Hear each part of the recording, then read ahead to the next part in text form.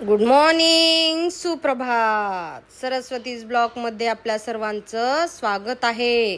मंडळी, आज अधिक मासाचा शेवटचा दिवस म्हणजेच आज अमावस्या आहे. ह्या अमावस्यापासून पुढच्या अमावस्यापर्यंत हा अधिक मास चालू होता. तर आज अमावस्या आहे आणि अधिक मासाची समाप्ती पण आहे. मग आम्ही आलेलो आहे वळसंगीताईच्या घरी. वळसंगीताईच्या घरी आज सत्यनारायणाची पूजा आहे, तर आम्ही सत्यनारायणाच्या प्रसादासाठी आलेलो आहोत. मग ऐका बरं, खूप छान पंडितजीने सत्यनारायणाची पूजा केलेली आहे. प्रियतान्न मम अत श्री महागणपतये नमः. स्नानशालायाम् आनीय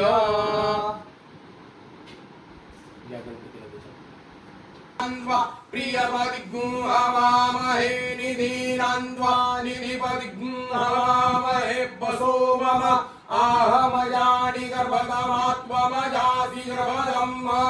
मंगलमूर्ती प्रसिद्धा गणपती या पुण्यभूमीमध्ये कसबा गुपचुपमाती मोतीची मण्याच्या दर्शना जाऊया.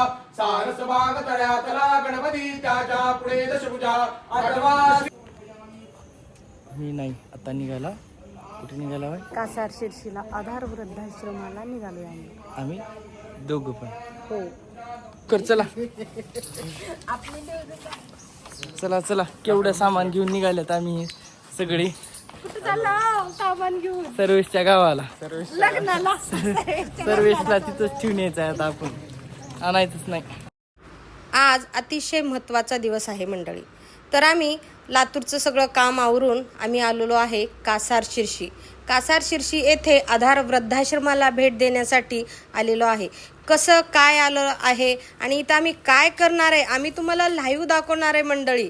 तर आम्ही इथे आधार वृद्धाश्रमच्या गेटला आल्या बाबांनी गेट काढलं आणि हे पहा काय माया प्रेम असते मंडळी. असं नाही माणसंच माया प्रेम करतात, जनावरं सुद्धा खूप प्रेम करतात मंडळी माणसावरती. बघितलं तुम्ही त्याचं जिवंत उदाहरण.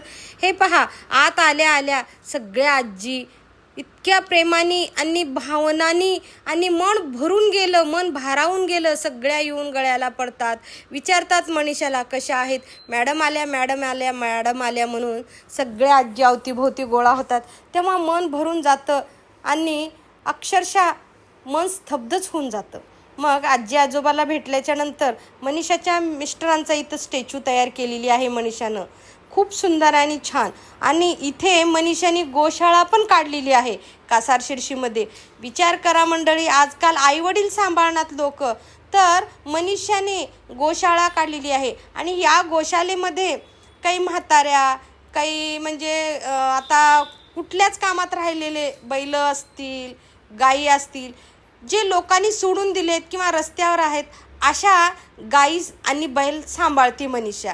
आणि एक खूप मोठा अलौकिक चमत्कार म्हणजे ही पहा, ही राधाच्या आईला बाळ होत नाही म्हणून गेले 7 ते 8 वर्ष झालं मनीषा तशीच सांभाळती ती गाय. ही राधाची गाय. हे पहा, ही मंगा नावाची काळी गाय ही राधाची आई आहे. आणि तिला बाळ होत नव्हतं म्हणून मनीषा तिला असाच सांभाळत होती.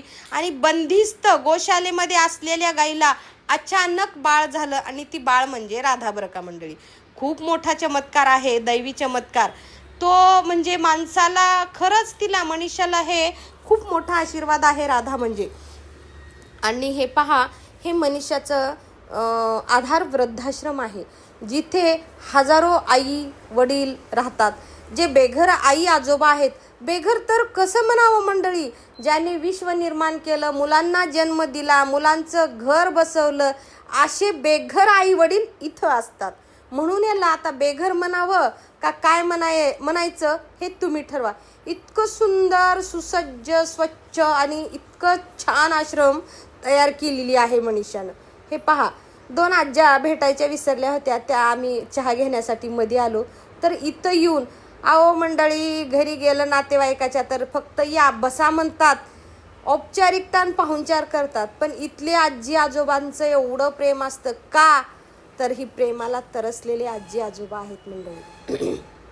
कसं आहे माहिती आहे का, सगळ्यांना असं म्हणजे फॅमिलीपासून दूर आहेत, हे फार आसुसलेले प्रेमाला सगळे आई वडील आहेत.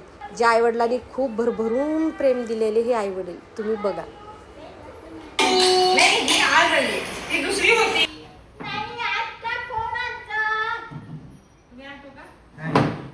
ते तुमचे हे असते तुमचे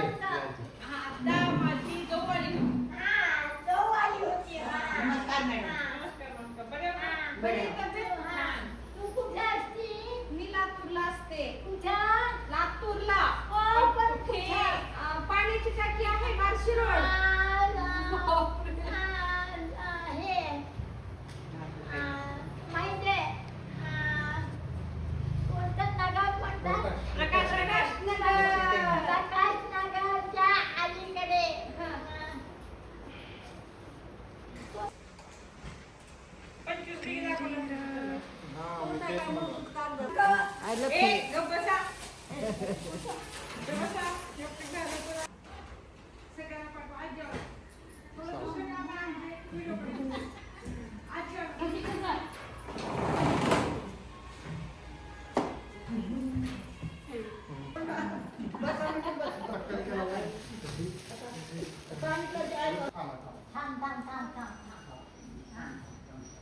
थोडा वेळा केक कट केले काढा.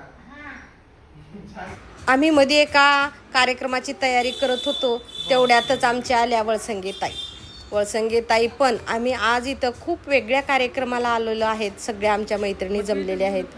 वळसंगे ताईची एंट्री झाल्याच्या नंतर वळसंगे ताईला एवढा आनंद झाला मंडळी की विचारता सोय नाही. त्यांचे डोळे भरून आले, मन भरून आलं. इथल्या आजी आजोबाला भेटल्याच्या नंतर खरंच वळसंगे ताईनं म्हणल्या काय सरस्वती, काय आयुष्य आहे, काय जिंदगी आहे. ज्या आईवडिलांनी जन्म देऊन लहानाचं मोठं केलं, लेकरावाला शिक्षण दिलं, नोकऱ्या दिलं, सगळं काही देऊन शहाणं केलं आणि त्याच मुलांनी आज आईवडिलाला बेघर केलं. अशा बेघर अनाथांची आई म्हणजे आमची मनीषा. हे पहा. आणि इथं एक आम्ही अनोखा आणि वेगळा कार्यक्रम साजरा करत आहे मंडळी. हे तुम्ही तुमच्या नमस्कार मंडळी. आज आम्ही इथं आलेलो आहे. इथं म्हणजे कुठं? कासार शिर्शी मध्ये आधार वृद्धाश्रमच्या सर्वा मनीषा होळकुंदे. तर आम्ही मनीषाच्या अकाउंटला 26K म्हणजेच ज्या वृद्धाश्रमचं त्यांनी इंस्टाग्राम यूट्यूबला चॅनल काढलेला आहे त्यांचे सबस्क्राईब 26K झाल्यामुळं आम्ही त्यांचं सेलिब्रेशन करण्यासाठी आज कासार शिर्शी मध्ये आम्ही सगळे आलेलो आहेत. अभिनंदन मनीषा.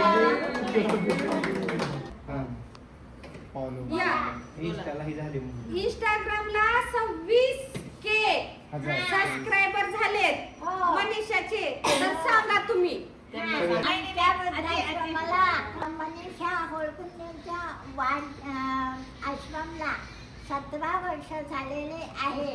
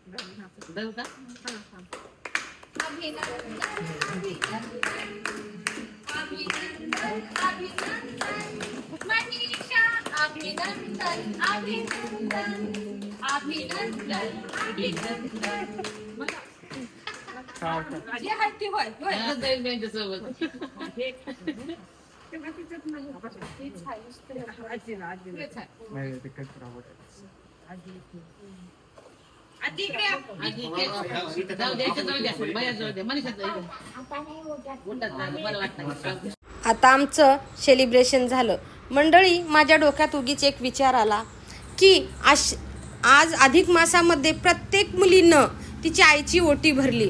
प्रत्येक आईनं आपल्या मुलींना धोंडेदान दिलं. आता खूप काही मुली आहेत, मुली असून आईची ओटी भरू शकल्या नाहीत आणि खूप काही आई आहेत की त्या आई मुलीची ओटी भरू शकल्या नाहीत. पण माझ्या डोक्यात एक विचार आला आणि मी येताना काही साड्या घेऊन आलेले होते. इथल्या आईंची कुणीही ओटी भरलं नाही. म्हणून चला म्हणलं, मी खूप स्वतःला भाग्यवान समजते. मी माझ्या आईची तर ओटी भरले, पण इथल्या पण काही आईची ओटी भरण्याचं भाग्य मनीषामुळं आज मला लाभलं. मी धन्य झाले आणि खूप खूप धन्यवाद मनीषा. हजारो आईची तू आई आहेस, पण आज अशा आईंची ओटी भरण्याचा मान मला मिळाला. माझं भाग्य मी समजते की मला इथल्या काही आजींची ओटी भरण्याचा मान मिळाला. हे पहा, ह्या मंडळी, ह्या आजीची कहाणी ऐकलं तर तुम्हाला डोळ्यामध्ये पाणी नाही, रक्ताचे थेंब येतील. ह्या आजी MSCB मध्ये इंजिनियर होत्या बरं का. पुढे मी नंतर तुम्हाला ते बाकीचं सांगते. हे पहा, मी आज सगळ्या आजींची आईची ओटी भरली. वळसंगे ताईनं पण सगळ्यांची ओटी भरल्या. बालाजीला गेल्या होत्या तर त्यांनी प्रसाद आवर्जून प्रत्येक आईसाठी प्रसाद आणलेला. हे पहा, ही पंडितजी प्रसाद पण वाटत आहेत. आम्ही खरंच आज आमच्यासाठी तो तुम्हाला एक अभंग माहिती आहे का? आज सोनियाचा दिनू वरसे अमृताचा घनू, आजी सोनियाचा दिनू. अशा ह्या अभंगाप्रमाणे आज खरंच आमच्यासाठी सोन्याचा दिवस होता. आणि मनीषाला वाईट वाटत होतं की मनीषाला मुलगी नाही. मी म्हटलं, अगं वेडे, मला पण मुलगी नाही, तुला पण मुलगी नाही, पण आमच्या दोघीच्या मुलांनी मिळून आम्हाला मुलीची कमतरता किंवा मुलीची काही रीत भात असती त्याची कमी जाणवू दिली नाही. माझ्या मुलांनी आणि मनीषाच्या मुलांनी आज मनीषाचे पाय धुवून ओटी भरण्याचा कार्यक्रम केला बरं का. खूप खूप धन्यवाद यशचे आणि सर्वेशचे. कारण ह्यांनी यशनी लक्षात ठेवून, आई आपण शिर्शीला चाललोय तर मनीषा मावशीची ओटी भरू म्हणून घरून मी मनीषासाठी, मनीषा जरी हजारो आईंची आई असली तरी मंडळी कुठंतरी माणसाच्या काळजामध्ये एखादी गोष्ट राहून जाते आणि ते नेहमी त्रास देते, टोचते. पण मी मनीषाला सांगितलं की मनीषाला वाटत असेल की मला मुलगी नाही, ही सगळा जनसमुदाय, प्रत्येक मुलगी प्रत्येक आईची ओटी भरत आहे, पण मला मुलगी नाही याची खंत कुठंतरी मनीषाला होती. पण ती खंत सुद्धा मंडळी ह्या 2 मुलांनी भरून काढलेली आहे. काय करायचंय मुलगी मंडळी, काही मुली आईची ओटी भरू शकल्या नाहीत, पण असे हे भाग्यवान मुलं आहेत की यांनी आज मुलाचं तर कर्तव्य पूर्ण करत करत आज एका मुलीचं सुद्धा कर्तव्य पूर्ण केलंय. मनीषा एवढी भावूक झाली आणि मनीषाच्या डोळ्यामध्ये अश्रू आले बरं का. हे पहा, हजारो आईची आई आहे तिला काहीच कमी नाही, पण आज मंडळी कुठल्या तरी एखाद्या गोष्टीने तिचे मन भरून आले आणि मनीषाचे डोळे पाणावले बरं का. ती अक्षरशः डोळ्यातनं अश्रू काढत म्हणली की खूप खूप धन्यवाद ताई, माझी कमी तुम्ही पोरांच्या रूपातनं पूर्ण केली, त्याच्याबद्दल धन्यवाद. मी म्हटलं, अगं वेडे, हे तर काहीच नाही, तुझं कार्य इतकं मोठं आणि अनमोल कार्य आहे. अहो, काम तर सगळेच करतात, नोकरी, काम, धंदा, पैसे कमवतात, पण जे मनीषा करते ना ते करणं कोणाचंही काम नाही मंडळी. त्याच्यासाठी परमपूज्य लागतं. आणि खरंच मी आवर्जून मनीषाच्या आईची आठवण काढते की अशा मुलींना तिनं जन्म दिली आहे. ती 2 मुलांची तर आई आहेच, पण अशा काही अनाथ आईंची आई आहे. अनाथाचा नाथ खरंच बापरे, शब्दच नाहीत मंडळी, बोलण्यासाठी सुचत नाही. माझं मन बुद्धी जसं मोबाईल हँग होतो ना तसं हँग होऊन गेला इथं आल्याच्या नंतर. काय माझं माझं माझं संसार कशासाठी करायचं आणि कोणासाठी करायचं?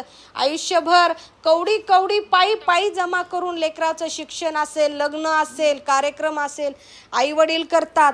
अहो मंडळी, जी आई एका लेकराला जन्म देते, लहानाचं मोठं करते आणि त्याचं लग्न करते. लग्न प्रत्येक आईचं स्वप्न असतं मंडळी, तिच्या लेकराचं लग्न करायचं. मग लग्न आई कशासाठी करते हो? सुनला आणि आपल्या मुलांचा सुखी संसार पाहण्यासाठी. पण काही सुना अशा भेटतात आणि त्यांचं घर उद्ध्वस्त करून स्वतःचा नवरा म्हणजेच एका आईचं लेकरू तोडून ते लांब जाऊन संसार थाटतात. पण मंडळी, अशा आईवडिलाचं लेकरू तोडून घेऊन जाणाऱ्या सुनावाला मी एकच सांगू इच्छिते, अगं तुम्हाला पण लेकरं होणार आहेत आणि तुमचे लेकरं जेव्हा तुमच्यासोबत तुम्ही केलेलं कृत्य, तुम्ही केलेलं सगळं जर पुनरावृत्ती केले तुमच्यासोबत, तर तुम्हाला कळल की सासूचं काळीज आणि मन कसं तुटते. कारण इथं आल्याच्या नंतर ह्या हजारो आजी आजोबाला पाहून मला त्यांची लाईफ माझ्या डोळ्यापुढे आले.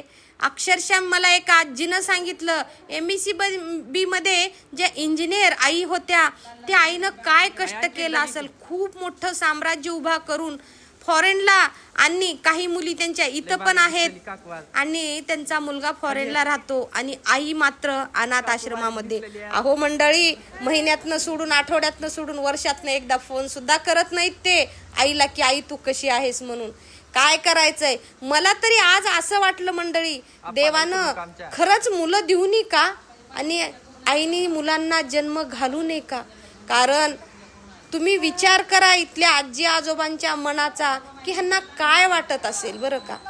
मंडळी, अंगावर शहारा आला माझ्या इथं आल्याच्या नंतर, पण आनंदही एवढाच झाला आणि मी स्वतःला खूप भाग्यवान समजते की मला हजारो आईची ओटी भरायला मिळालं. मी माझ्या एक आईची ओटी भरली, पण माझ्या आईसोबत अशा काही आई आहेत त्यांना मुली नाहीत, आहेत नाहीत तरी कशा म्हणू, पण त्या सध्या त्यांच्यासाठी नाही आहेत. अशा आईंची मी आज ओटी भरली. धन्यवाद सगळ्यांचेच.